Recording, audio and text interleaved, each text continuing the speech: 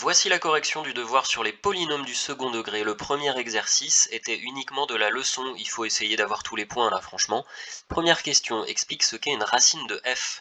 Certains ont essayé de me dire qu'il s'agit des nombres qui donnent 0. Alors ça c'est pas assez précis, il faut être beaucoup plus précis et utiliser ce qu'on a dit par exemple dans la leçon. Il s'agit, donc si x par exemple est une racine, x est donc un nombre réel tel que f de x égale 0.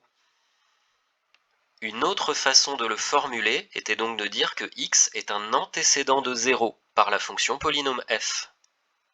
Ensuite, il fallait compléter le tableau avec les bonnes formules de la leçon, c'est direct, c'est du par cœur. Et enfin, dernière question, comment s'appelle ce nombre-là, qu'on lit delta? Certains m'ont écrit que c'est delta, mais je sais le lire que c'est delta, moi je demande son nom mathématique, il s'agit du discriminant. Dans l'exercice numéro 2, il fallait déterminer toutes les fonctions polynômes qui admettent 7 sixièmes et moins 15 comme racines. On va se servir directement du tableau qu'on vient de remplir dans le premier exercice. La première racine, c'est 7 sixièmes, on la connaît. La deuxième racine, c'est moins 15, on la connaît, tout est donné. Ça donne ça, alors tout est donné, sauf le nombre a qui se trouve devant. Le nombre a, c'est normalement le premier coefficient de la fonction polynôme, le coefficient qui se trouve devant le terme x au carré. Mais ici, nous ne connaissons pas la forme développée avec ax au carré plus bx plus c de cette fonction, donc nous ne connaissons pas le a. Il faut donc préciser qu'est-ce que c'est que ce a. Donc ce a, c'est n'importe quel nombre réel, mais attention, il doit juste être différent de 0. Donc c'est un réel non nul. Il y a plusieurs façons d'écrire ça. On peut aussi dire que A appartient à l'ensemble R, privé du nombre 0. Et pour signifier ça, on met une petite étoile. R étoile, ça veut dire tous les réels, sauf 0. J'avais juste inversé les signes dans l'autre sujet du contrôle. Dans l'exercice numéro 3, il fallait déterminer la forme canonique de la fonction du second degré P qui est donnée dans l'énoncé. C'était effectivement, je trouve, l'exercice le plus difficile, parce que la forme canonique, tu sais que c'est compliqué. Donc s'il y avait un exercice à passer, c'était bien celui-là, hein, si on manque de temps. Puis sinon, on y revient à la fin. Première étape, il faut déjà factoriser par a. Le a, on le reconnaît parce que c'est celui qui est devant le x au carré. Donc première étape, je factorise par 2. Qu'est-ce qui me redonne 2x au carré? C'est 2 fois x au carré. Qu'est-ce qui me redonne 20x? C'est 2 fois 10x. Et puis, on ne factorise pas le 70. Celui-là, on le laisse pour l'instant en dehors de la parenthèse factorisée. On verra pourquoi tout à l'heure. Deuxième étape, c'est là que c'est compliqué. Il faut essayer de reconnaître dans la parenthèse, x carré plus 10x, le début d'une identité remarquable. Donc je l'écris en dessous, x carré plus 10x. Qu'est-ce qu'il faudrait qu'il y ait là derrière comme troisième terme pour que ça ressemble à une identité remarquable connue? Déjà, on se doute bien que ça va être x plus quelque chose au carré, parce que à force, on connaît la forme générale d'une identité remarquable. Le x carré qui est là nous donne bien le x. Le terme, si on le connaissait, le terme qui est ici nous donnerait celui qui est là, mais on ne le connaît pas. Donc on va se servir du double produit pour déterminer ce qu'il doit y avoir forcément ici, à l'intérieur de l'identité remarquable, à l'intérieur de la parenthèse. On peut faire des tests. Certains m'ont mis par exemple 10. Mais si c'était 10, le double produit serait égal à 2 fois x fois 10, c'est-à-dire 20x. Mais nous, notre double produit est égal en fait à 10x. Donc c'est pas 10 ici qu'il faut mettre à l'intérieur, c'est 5, la moitié. Vérification. X plus 5 au carré, qu'on peut développer en utilisant la double distributivité, si on n'est pas à l'aise avec les identités remarquables, nous donne bien x au carré plus 10x plus 25, et on reconnaît ici la parenthèse. Donc, qu'est-ce qu'on va faire maintenant? J'ai besoin d'un plus 25 à la suite pour que ça ressemble vraiment à l'identité remarquable, mais j'ai pas le droit comme ça de rajouter un plus 25. Donc pour que ce soit vrai, je vais rajouter également un moins 25, de sorte que j'ai absolument rien changé à la ligne, puisque plus 25 moins 25, c'est exactement comme si je n'avais rien fait.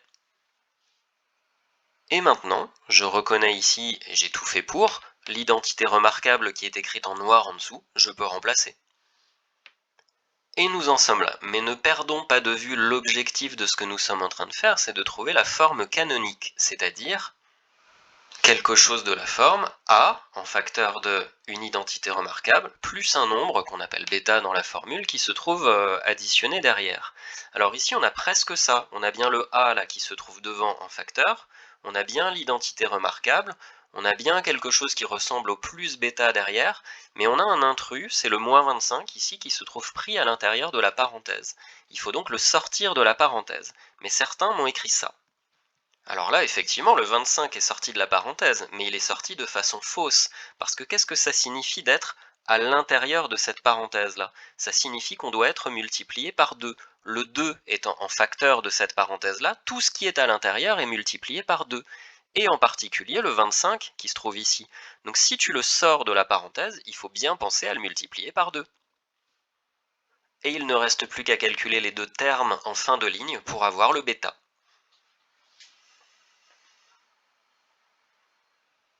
Voici maintenant la première question de l'exercice numéro 4. Il s'agissait de montrer que 7 et moins 3 sont les racines du polynôme du second degré qui est donné ici, et d'en déduire ensuite la forme factorisée de f. Alors là, certains ont calculé directement le discriminant delta. Le problème, c'est que, enfin, c'est pas un problème, normalement ça doit fonctionner, puisqu'à chaque fois qu'on veut trouver les racines, on peut utiliser delta. Mais ici, je les donne les racines. Je dis que c'est 7 et moins 3. Donc pourquoi les calculer? Elles sont déjà données. Il s'agissait donc ici simplement de vérifier que 7 et moins 3 sont des racines. Nous avons dit tout à l'heure qu'il s'agit des antécédents de 0 par la fonction f. Il faut donc calculer f de 7 par exemple, et vérifier que ça donne bien 0. On remplace donc x dans l'expression algébrique de la fonction par 7, le nombre dont on veut trouver l'image, et on calcule.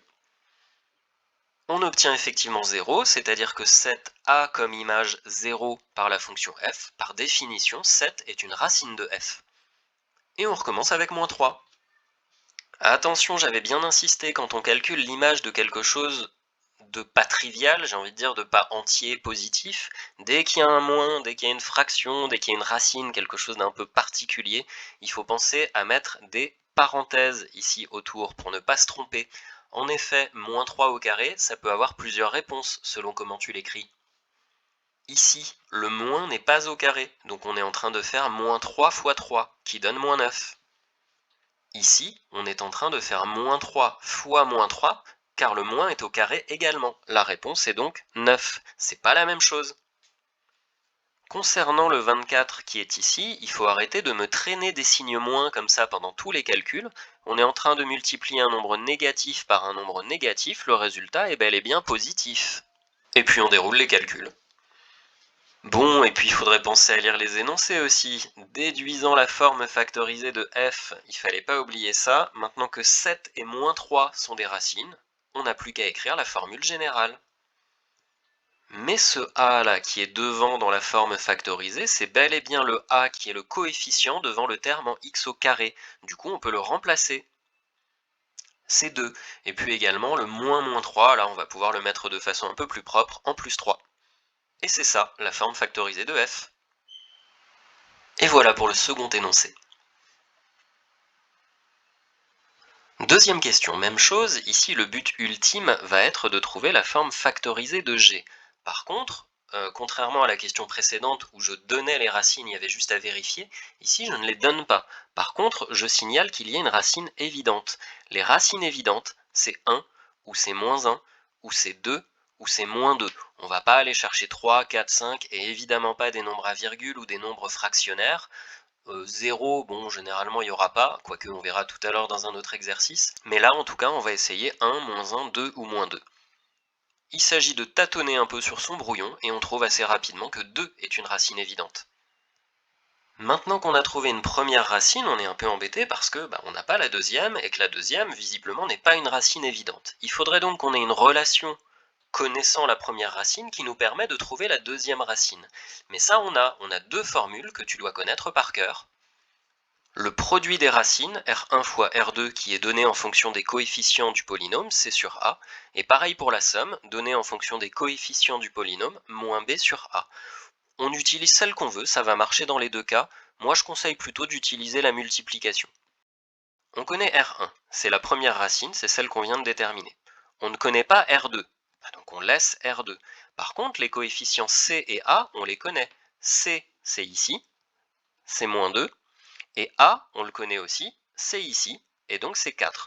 On peut simplifier tout de suite, il ne faut pas traîner deux quarts comme ça jusqu'à la fin des calculs. c'est pareil que 1 demi. Et puis là, j'ai vu des choses terribles avec les fractions, mais si on veut calculer R2, il faut donc ici faire une division par 2 à gauche de l'égalité, et on va donc faire aussi une division par 2 à droite de l'égalité. Quelle est la moitié de 1 demi? Bah c'est 1 quart tout simplement, et donc le résultat, pour R2, on trouve moins 1 quart comme racine. Finalement, première racine, 2.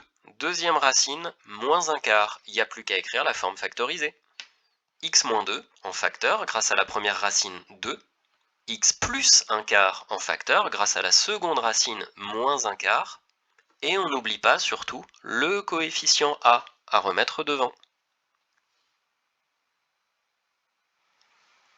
Pour l'autre sujet, on trouvait moins 1 comme racine évidente, en voici le calcul, et lorsqu'on essaye de trouver la seconde racine avec la formule du produit des racines égale à C sur A, voici ce qu'on obtient. Première racine R1, on remplace par moins 1, deuxième racine R2, on ne la connaît pas, on laisse R2, et C sur A nous donne 8. On obtient donc comme équation moins 1 fois R2 égale 8. Ceci s'écrit plus simplement moins R2 égale 8. Mais attention, ça ne veut pas dire que la deuxième racine est égale à 8. Nous, ce que nous cherchons, c'est R2, c'est pas moins R2. Mais si l'opposé de la racine est égal à 8, c'est que la racine est égale à moins 8. Nous avons bien les deux racines, moins 1 la racine évidente, et moins 8 que nous avons réussi à calculer avec la formule du produit des racines. Et voici la forme factorisée, le moins 5 qui est devant en facteur vient du coefficient A comme toujours du polynôme, qui est donc le coefficient devant le x carré, x plus 1 parce que la racine moins 1, x plus 8 parce que la deuxième racine moins 8. Dans cette troisième et dernière question du gros exercice où il fallait à chaque fois trouver les racines, cette fois-ci je te donne pas les racines, il suffit pas de vérifier, tu les connais pas. Je te dis pas qu'il y a une racine évidente, donc visiblement on peut essayer quand même de remplacer par 1, 2, moins 1, moins 2, mais a priori je l'ai pas signalé, donc ça veut dire que c'est pas trivial, on peut pas trouver facilement les racines, et ben dans ces cas-là, delta, là on fait la méthode générale. Voici ce qu'on obtient, n'hésite pas à mettre pause pour bien regarder les calculs, avec les couleurs normalement tu devrais t'en sortir. C'est pas normal d'avoir galéré autant ici, là au niveau des fractions, essayez de simplifier les fractions plutôt que de faire des calculs très compliqués. 4 fois 2 ici, ça fait 8, et 8 divisé par 8, ça dégage, on peut les barrer, finalement on se retrouve avec 9 moins 9 égale 0. Et maintenant, on avait bien les trois cas possibles. Ici, on a un discriminant négatif. Ça veut tout simplement dire qu'il n'y a aucune racine et qu'on ne peut pas factoriser. Dans le deuxième cas, le cas le plus compliqué en fait, puisqu'il y aura deux solutions, on a bien un discriminant positif. Les deux solutions sont R1 et R2 données par ces deux formules. N'oublie pas de simplifier les fractions que tu obtiens à la fin. Ne laisse pas par exemple 16 quarts. 16 divisé par 4, ça fait 4. Voici la forme factorisée donc de la deuxième fonction k que j'écris un peu de travers là parce que j'ai plus la place. On n'oublie pas de remettre le 2 devant. Enfin, pour la dernière colonne, on a un discriminant qui est nul. Il y a donc une seule racine dont il faut connaître la formule, c'est moins b sur 2a. Mais en fait, c'est exactement la même formule qu'avec les deltas, sauf que le delta, on ne l'écrit pas puisqu'il est égal à 0. C'est ce qu'on appelle une racine double. La formule avec moins racine de delta donne la même chose que la formule avec plus racine de delta. On a deux fois la même racine. On obtient 3 quarts, d'où la forme factorisée à connaître par cœur. Il ne faut pas oublier le carré dans la forme factorisée, mais ça vient de quoi? On vient d'expliquer que ça, c'est une racine double. C'est donc comme si on devait mettre deux fois le facteur entre parenthèses x moins 3 quarts. X moins 3 quarts fois encore une fois x moins 3 quarts, ça fait bien x moins 3 quarts au carré. Voici ce que ça donne pour l'autre sujet, et je reviens une seconde sur le calcul de k de x, ou plutôt sur le calcul du discriminant de k de x, que j'ai laissé volontairement incomplet ici. Moins 6 au carré, ça fait bien 36, et là aussi beaucoup de galères à cause de ces fractions-là. Mais on a fois 4 divisé par 4, ça dégage, il reste juste à faire 4 fois 9, qui donne 36. On se retrouve avec un 36 moins 36 qui nous fait 0. Quand le discriminant est égal à 0, ça veut dire qu'il n'y a qu'une seule racine. Bon voilà toutes les racines pour les trois cas. Bien sûr tu fais pause parce que là ça va vite, et puis je rajoute la forme factorisée maintenant. Attention, bien sûr la forme factorisée de h est écrite dans la mauvaise colonne, j'avais plus la place. Dans l'exercice numéro 5, qui était d'ailleurs le même pour les deux sujets, il fallait résoudre ces deux équations-là. On est quand même sur une évaluation sur le second degré. On va donc bien entendu se ramener à des équations du second degré. Pour avoir une équation du second degré dont on peut tirer quelque chose, on va devoir en calculer les racines, il faudrait qu'on ait quelque chose égal 0. Parce que si c'est pas égal 0, résoudre l'équation ne revient pas à trouver les racines. Donc première étape, on va essayer de balancer les termes comme ça d'un côté ou de l'autre jusqu'à obtenir égal 0. Mais là franchement, on voit qu'il y a un 4 là et un 4 là. Donc la première étape, c'est de faire moins 4 de chaque côté de l'équation, de sorte que les 4 disparaissent dans les deux membres. Et maintenant, on voit qu'il y a un terme ici en x et un autre terme en x, mais qu'on ne peut pas additionner parce qu'ils ne sont pas du même côté. Pour enlever ce moins 8x là qui est du mauvais côté, on va faire plus 8x des deux côtés. Plus 8x à gauche, ça nous amène à 48x, plus 8x à droite, le terme en moins 8x disparaît, c'est exactement ce qu'on voulait faire. Maintenant, une fois qu'on en est là, il y a plusieurs méthodes. Première méthode, on calcule delta. Le problème ici, c'est qu'on voit qu'il y a 48 pour B, il y a 12 pour A, ça va nous faire un delta compliqué. Cela dit, on pouvait remarquer également que l'équation ici, elle se simplifie par 12, et si on divise par 12, le 12x carré devient x carré, le 48 devient 4x, égale 0, puisque 0 divisé par 12, ça fait toujours 0. Et déjà, on a des A, B, C qui sont un peu plus simples pour calculer le delta. Donc ça, c'était une première possibilité. Deuxième possibilité, qu'on voit que ça se simplifie par 12 ou pas, on peut essayer de trouver une racine évidente. Et là, franchement, il y en a une qui est super évidente. Vu que le petit c n'est pas là, tous les termes ont un x à l'intérieur. Donc si on remplace x par 0, ça va bien être égal à 0. 0 est une racine évidente. Et à partir du moment où on a 0 comme racine évidente, on peut utiliser la somme des racines R1 plus R2 est égale à moins b sur a pour déterminer la seconde racine. Mais moi là j'aurais voulu que tu utilises une troisième méthode, celle qu'on avait vue dans un des cours, c'est-à-dire que quand on a soit le petit a, soit le petit b, soit le petit c qui est égal à 0, c'est pas vraiment une équation du second degré générale, il y a quelque chose de plus facile à faire. Et ici, il faut remarquer que s'il y a x dans les deux termes, on peut mettre x en facteur, et ça nous donne ça. Vérification, x fois x, ça fait bien x au carré, x fois 4, ça fait bien 4x. Et à partir du moment où on a mis x en facteur, on a ce qui s'appelle une équation produit nulle, un produit qui est égal à 0. On a donc deux possibilités, soit x est égal à 0, ou bien c'est l'autre facteur, x plus 4, qui est égal à 0. Tout ça parce qu'on a une multiplication ici, soit l'un des facteurs x, soit l'autre facteur x plus 4 est forcément égal à 0. Si on est dans le cas x égale 0, c'est fini, l'équation est terminée. La solution est x égale 0, c'est bien la racine évidente dont j'ai parlé tout à l'heure. Et si x plus 4 est égal à 0, on a juste à envoyer le 4 de l'autre côté, en faisant moins 4 des deux côtés, et on a la deuxième solution. Là, on peut écrire S égale l'ensemble des solutions, hein. Certains parmi vous ont essayé de m'écrire ça dans toutes les questions précédentes, mais quand on cherche les racines, on n'est pas en train de résoudre une équation. Enfin, ça revient un peu au même, parce que trouver les racines d'un polynôme, c'est comme résoudre l'équation f de x égale 0. Cela dit, je ne parlais pas d'équation dans les énoncés précédents, donc il suffisait de dire la racine est tatata et tatata. Là, on peut dire par contre que les solutions sont 0 et moins 4. J'ai beaucoup parlé pour cette première équation, je vais un peu accélérer pour la suivante. On voit qu'il y a moins 8x ici et ici, donc en faisant plus 8x de chaque côté, ça dégage.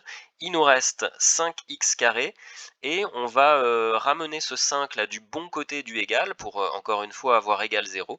Ça fait 30 moins 5, ça fait 25. Et là, de nouveau, on va pouvoir utiliser une fonction polynôme du second degré, mais dans un cas un petit peu spécial, on n'a pas de terme en x, c'est-à-dire que le petit b est égal à 0. Alors ça ne va pas finir en équation produit comme à gauche, parce que là, il n'y a pas x dans le 25, on ne va pas pouvoir factoriser par x. Néanmoins, on va aussi pouvoir trouver une astuce qui évite de calculer delta. L'astuce, en fait, la voilà. N'oublions pas que quand on résout une équation, on veut avoir x égale tout seul d'un côté à la fin. Et comme là, ici, il n'y a qu'un seul x, même s'il est au carré, on va pouvoir petit à petit l'isoler à gauche du égal. Et en divisant encore une fois par 5, on obtient x carré égale moins 5. Et là, c'est terminé parce que 1 carré, on sait que c'est toujours positif. Donc si on obtient x carré égale moins 5, ça n'est tout simplement pas possible. Pas de solution, ça peut s'écrire comme ça. Le dernier exercice est un problème que tu avais déjà fait avec moi en classe. On dit qu'on a 200 mètres de cordon flottant, c'est-à-dire tout ça là, de D jusqu'à A, jusqu'à B, jusqu'à C, ça fait 200 mètres. Attention, on ne compte pas ce côté-là, hein, qui lui est sur la plage, on met pas le cordon flottant sur la plage. Et on sait que l'intérieur du rectangle là qui est formé par ce cordon doit faire 1800 mètres carrés. Quand on veut mettre un problème en équation, il faut toujours décider ce qu'on va appeler x. Alors ici, on n'a pas trop le choix parce que c'est un rectangle, donc il y a deux côtés possibles, en tout cas deux dimensions possibles. Il y a quatre côtés, hein, mais il n'y a que deux dimensions. Soit on décide que c'est cette dimension-là qu'on va appeler x, soit on décide que c'est cette dimension-là qu'on va appeler x. Dans les deux cas, ça fonctionne, mais je trouve que c'est plus simple que ce côté-là, on l'appelle x, de sorte que celui d'en face est égal à x également. Et une des difficultés principales de cet exercice résidait dans le fait de trouver que vaut cette longueur-là. Mais n'oublions pas que la totalité là, des trois côtés formés par le cordon est égale à 200 mètres. 200 mètres auxquels on enlève le x qui se trouve ici, auquel on enlève le x qui se trouve ici, il nous reste donc 200 moins les deux x qu'on a enlevés là de chaque côté. Et voilà, on a les deux dimensions du rectangle. L'aire d'un rectangle, c'est égal à longueur fois largeur. La longueur et la largeur chez nous, c'est x, et c'est 200 moins 2x. Attention, ici le x multiplie uniquement le 200 grâce aux règles de priorité. Mais moi, je voudrais que le x multiplie toute la longueur. Il ne faut pas oublier les parenthèses ici. Pour que ça ressemble à une fonction polynôme du second degré de forme développée, on va développer. Donc x fois 200, 200x, et x fois moins 2x, ça fait moins 2x carré. Ceci n'est pas une équation, ceci est l'expression algébrique de l'aire contenu à l'intérieur de la bouée flottante, là, comment ils appellent ça, du cordon flottant. Mais ils vous disent dans l'énoncé que ça, on voudrait que ce soit égal à 1800 mètres carrés. Donc maintenant, on va écrire une équation. Puisqu'on veut que l'aire soit égal à 1800, voici ce qu'on obtient. Ceci est bien une équation, ceci est bien du second degré à cause du x au carré bien entendu. On peut remettre tout du même côté pour mieux voir que ça ressemble à une forme développée d'un polynôme du second degré.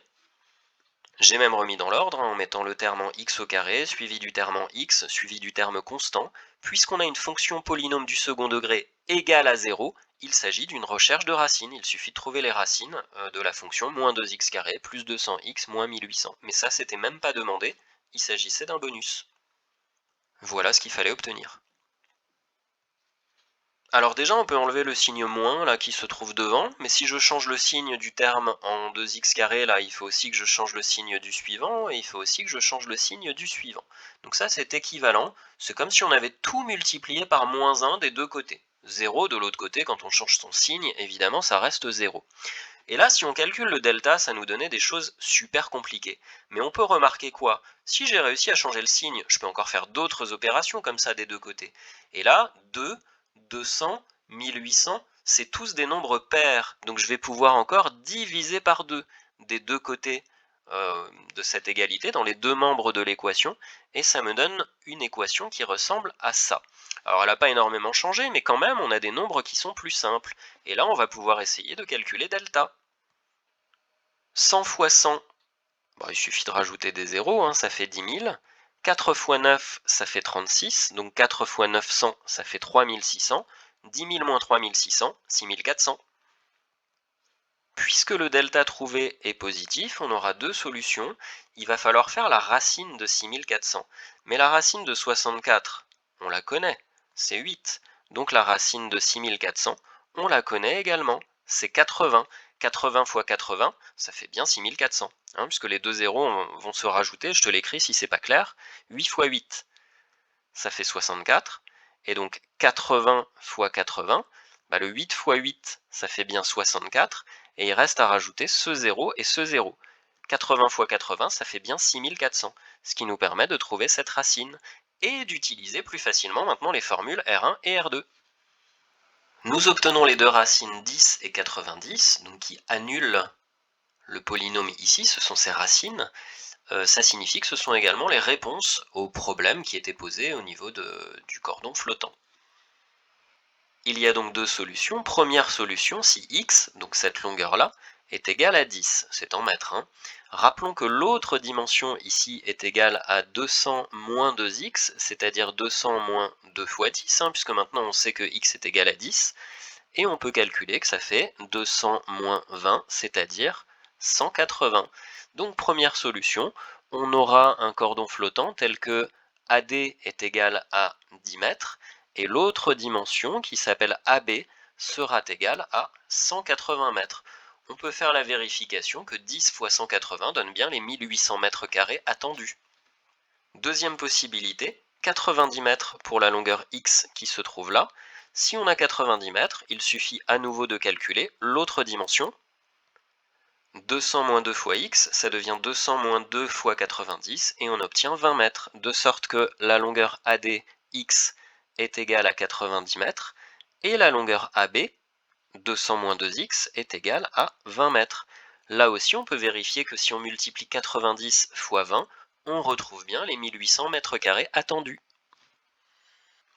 Et au passage, on peut remarquer que cette solution-là, elle est un peu nounouille, parce que ça veut dire que là, en largeur, on a donc seulement 20 mètres, c'est vraiment tout petit, et là, donc quand ça s'avance vers la mer, on a 90 mètres. Ça veut dire qu'on a une zone de baignade qui est très très étroite, mais qui s'avance vraiment loin vers la mer. C'est beaucoup plus logique ici, puisqu'on a vraiment une zone assez large ici de 180 mètres au niveau de la plage, et qui s'avance de 10 mètres ici vers l'intérieur de la mer. Voilà, c'est terminé.